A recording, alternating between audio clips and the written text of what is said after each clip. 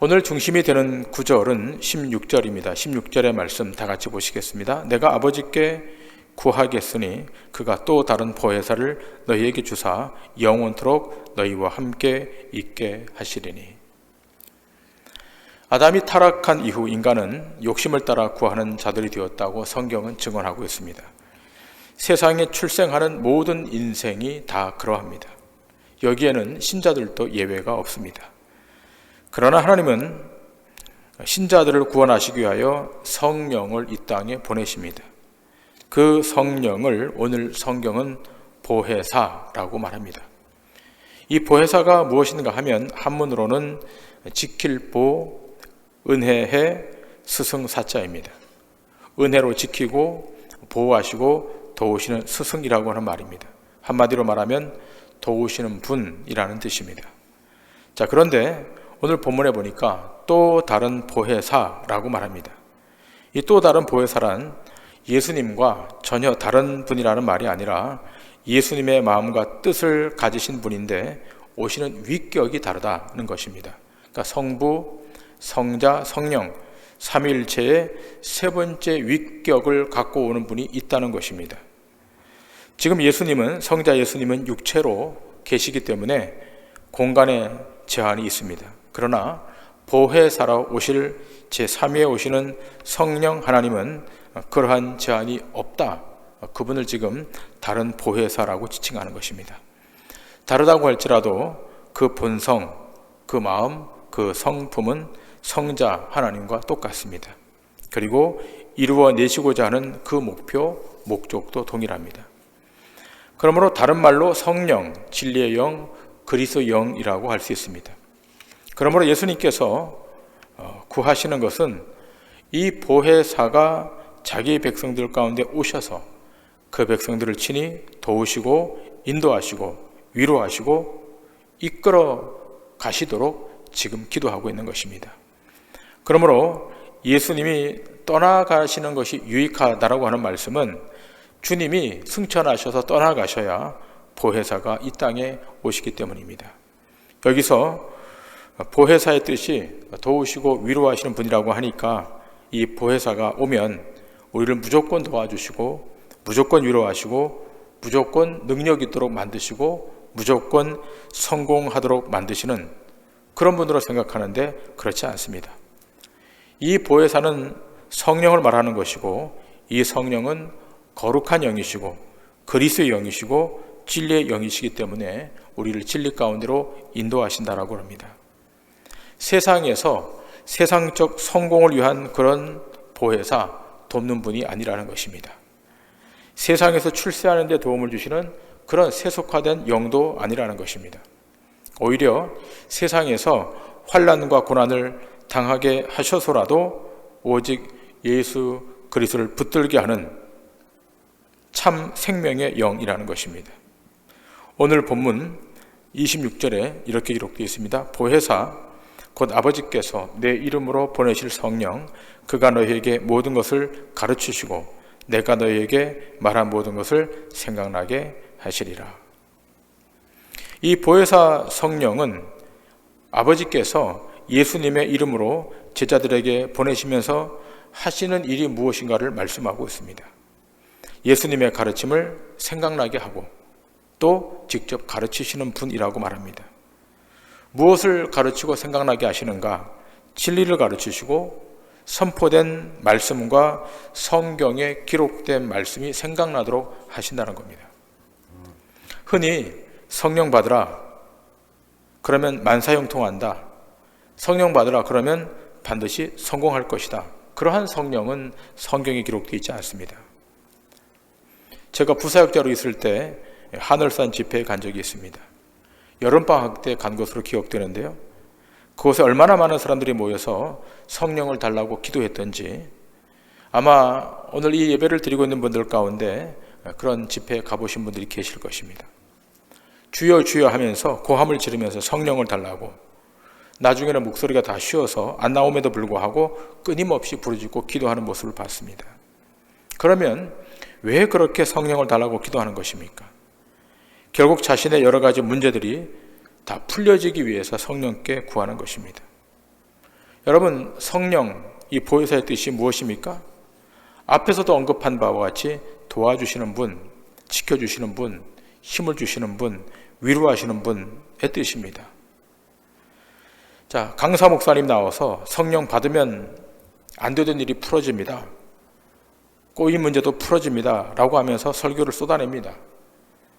또 중간중간에 간증하시는 분 몇 분을 강단에 등단시켜서 5분 간증을 합니다. 어떤 집사님은 사업에 부도 나서 참 많은 고생을 했는데 은혜 받고서 성령을 받고서 일이 잘 풀렸다고 간증합니다. 성령님이 도와주셨다고 그렇게 간증합니다. 성령은 도우시는 분이라고 하는 것에 근거해서 그렇게 간증하고 있었습니다. 근데 중요한 것은 성령님이 그렇게 인간의 해결되지 않은 문제를 푸는 그런 영입니까? 이 하늘산 집회의 특징이 두 가지가 있는데, 하나는 방언을 하도록 하는 데 있고, 또 하나는 기도해서 성령 받으면 현재의 상황을 바꾸는 데 있습니다. 그날 저녁 집회 때 다른 강사 목사님이 설교하시는데 요셉의 경우를 들어서 설교합니다. 요셉이 처음에는 참 많은 고생을 했지만 나중에는 역전을 했다는 겁니다. 그러니 지금 인생의 고난과 어려움이 있을지라도 기도하고 성령 받고 능력 받으면 반드시 성공한다는 것이었습니다. 여러분, 역전의 삶, 바뀌는 인생 얼마나 멋있습니까? 여러분, 운동 경기도 역전극이 재미있듯이 지금 묶이고 막히고 꼬이고 뒤틀어진 문제들이 성령 받으면 해결된다. 얼마나 멋집니까? 그러니 기도원까지 올라온 사람들이 얼마나 답답한 일이 많은 분들이겠습니까? 그런데 여기에 대해서 성령이 다 문제를 풀어준다고 그러니까 끊임없이 기도하는 것입니다. 여러분, 일면 이해는 됩니다만, 그러나 오늘 본문 17절에 어떻게 기록되어 있습니까? 그는 진리의 영이라 세상은 능히 그를 받지 못하나니 이는 그를 보지도 못하고 알지도 못함이라.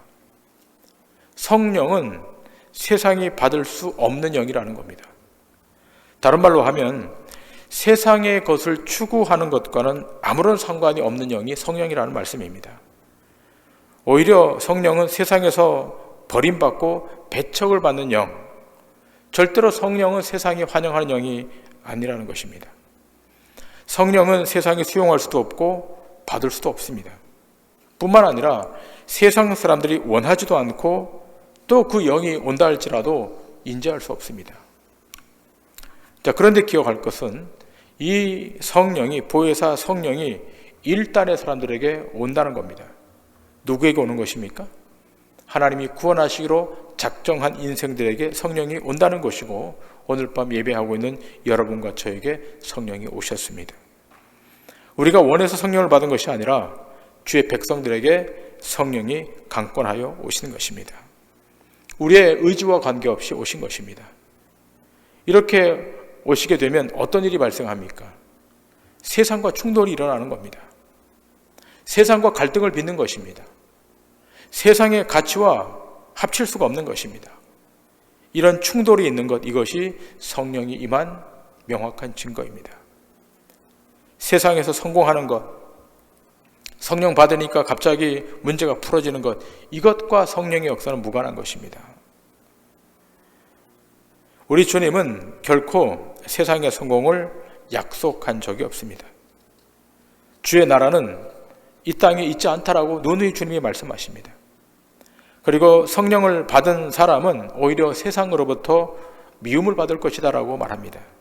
요한복음 15장은 이렇게 증거하고 있지 않습니까? 요한복음 15장 18절과 19절입니다. 세상이 너희를 미워하면 너희보다 먼저 나를 미워한 줄 알라. 너희가 세상에 속하였으면 세상이 자기의 것을 사랑할 것이나 너희는 세상에 속한 자가 아니요 도리어 내가 너희를 세상에서 택하였기 때문에 세상이 너희를 미워하느니라. 자, 이러한 예수님을 세상 사람들이 좋아할 리 있겠습니까? 세상은 결단코 수용하지 못하는 것이 보혜사 성령입니다. 그리고 혹시 안다 할지라도 원하지 않을 것입니다. 세상 사람들은 모두가 다 돈을 사랑하고 쾌락을 사랑하고 자기 정욕을 사랑합니다. 그러니까 보혜사 성령님이 세상에 온다 할지라도 그 성령을 환대하지 않는 것입니다. 그러므로 이러한 보혜사, 곧 성령을 받고 아는 자가 누구인가? 17절 말씀을 다시 보시면 그는 진리의 영이라 세상은 능히 그를 받지 못하나니 이는 그를 보지도 못하고 알지도 못함이라. 그러나 너희는 그를 아나니 그는 너희와 함께 거하시며 또 너희 속에 계시겠습니다. 세상은 보혜사 성령을 받지 못한다고 하면서 그러나 너희는, 택함을 입은 너희는 그를 안다는 겁니다.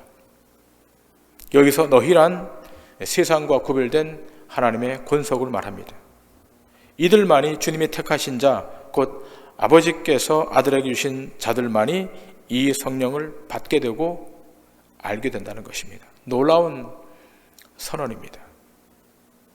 이러한 강변은 마치 예수님 안에 아버지가 계시듯이 신자의 삶 안에 주님이 거하도록 하는 장치가 성령이 그 안에 오심으로 확증된다는 것입니다.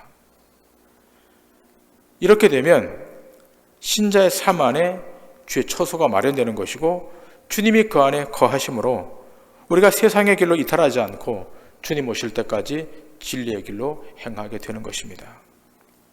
자, 그래서 우리는 늘 이렇게 질문해야 됩니다. 오늘 우리 안에 진리의 영이 거하고 계시는가? 보혜사 성령이 역사하고 계시는가? 우리 이것을 늘 질문하고 또 점검해야 될 것입니다. 요한복음 14장 오늘 본문 20절은 이렇게 말합니다. 그날에는 내가 아버지 안에, 너희가 내 안에, 내가 너희 안에 있는 것을 너희가 알리라. 그날에, 즉 보혜사가 오시면 이러한 내용을 알게 된다는 것입니다. 자, 예수님이 우리 안에 계심을 알게 된다는 것, 어떻게 아는 것입니까? 21절에 이렇게 설명합니다. 나의 계명을 지키는 자라야 나를 사랑하는 자니 나를 사랑하는 자는 내 아버지께 사랑을 받을 것이요 나도 그를 사랑하여 그에게 나를 나타내리라. 자, 우리 안에 성령이 계신다는 것을 어떻게 알게 되는가? 그 계명을 지킬 때 알게 된다는 것입니다. 자, 예수님의 계명을 지킨다는 것은 율법을 지키는 것이 아니라 예수님의 죽으심과 부활과 승천과 재림을 믿는 것을 말합니다.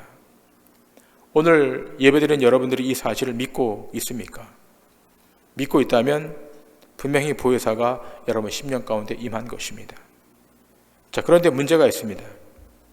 자신에게 이렇게 고백하지 못하는 분들이 있다는 겁니다.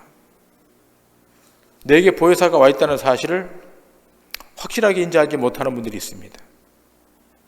예수님을 섬긴다고 하면서도 내 이익을 따라가는 사람들이 있습니다.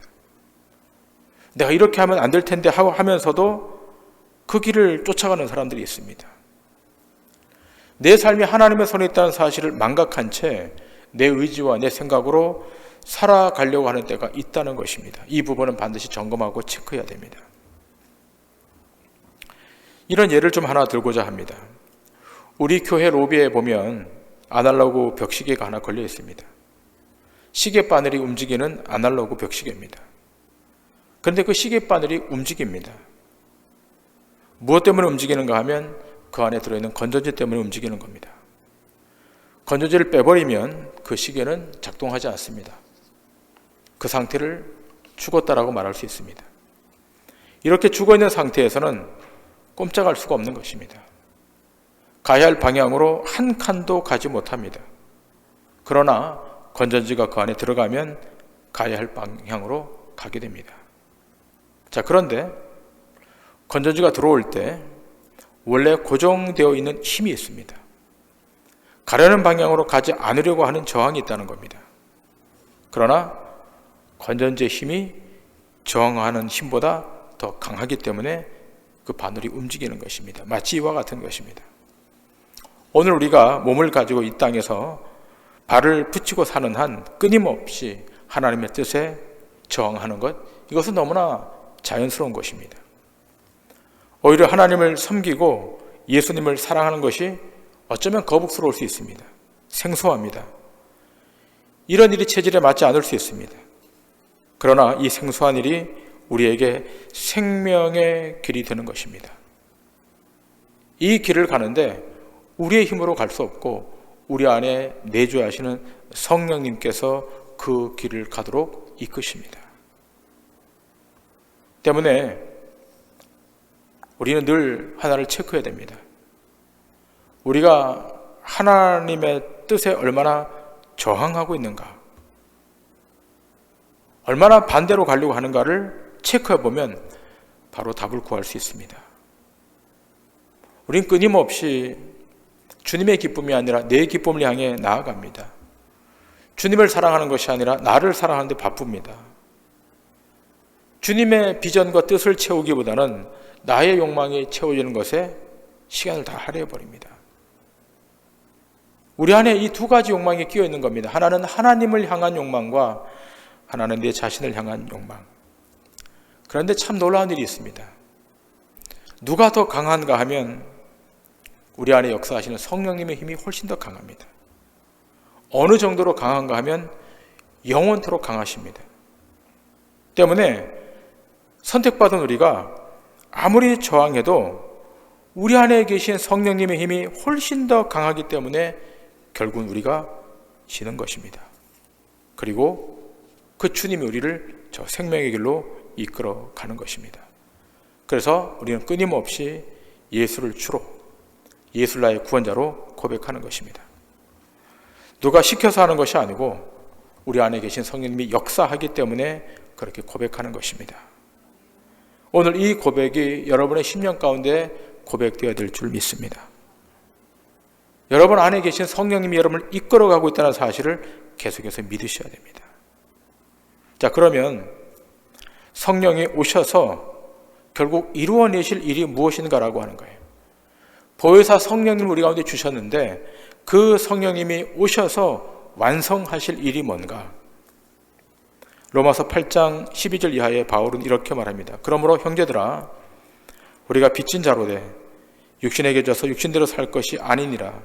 너희가 육신대로 살면 반드시 죽을 것이로되 영으로서 몸의 행실을 죽이면 살리니 무릇 하나님의 영으로 인도함을 받는 사람은 곧 하나님의 아들이라.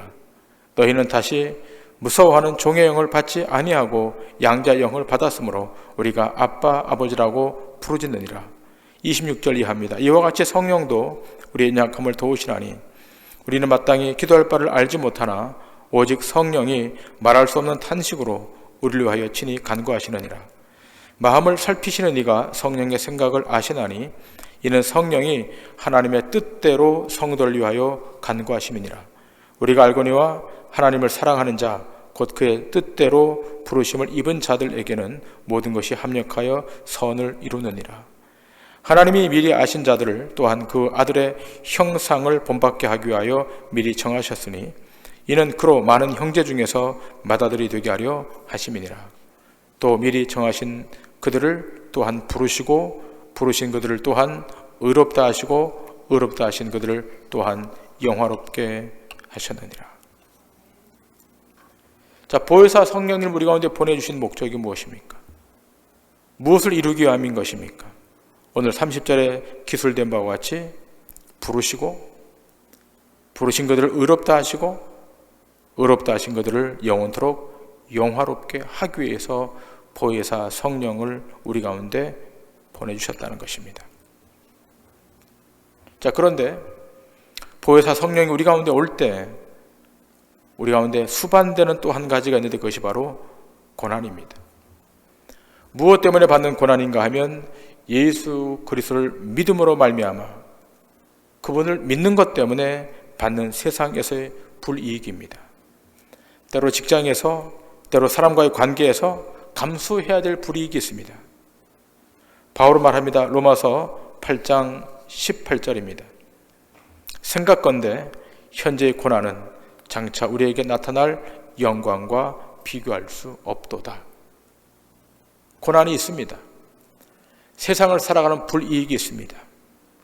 보혜사 성령이 들어옴으로 말미암아 세상의 가치와 싸워서 우리가 불이익을 당할 수 있다는 것입니다. 그런데 바울은 말합니다. 현재의 고난은 장차 우리에게 나타날 영광과 비교할 수 없다. 우리를 어디로 이끌어 간다는 겁니까? 장차 영광이 나타날 그 앞으로, 주 앞으로 이끈다는 겁니다. 여러분, 때로 우리가 우리의 모습을 돌아볼 때 좌절되고 낙심될 때가 있습니다. 그러나 좌절하지 말 것은 주님의 약속, 주님께서 보혜사를 보내셔서 영원토록 함께 하신다는 그 약속을 믿고 다시 일어서야 될 줄 믿습니다. 그러므로 더욱 성령의 세밀한 인도를 받아 진리 가운데서 자유하시고 그 안에서 기쁨을 경험하시고 그 안에서 참 소망을 다시 확인하셔서 보혜사 성령님의 인도로 말미암아 세상 앞에 승리하는 믿음의 권속들 다 되시기를 주님의 이름으로 간절히 축원합니다.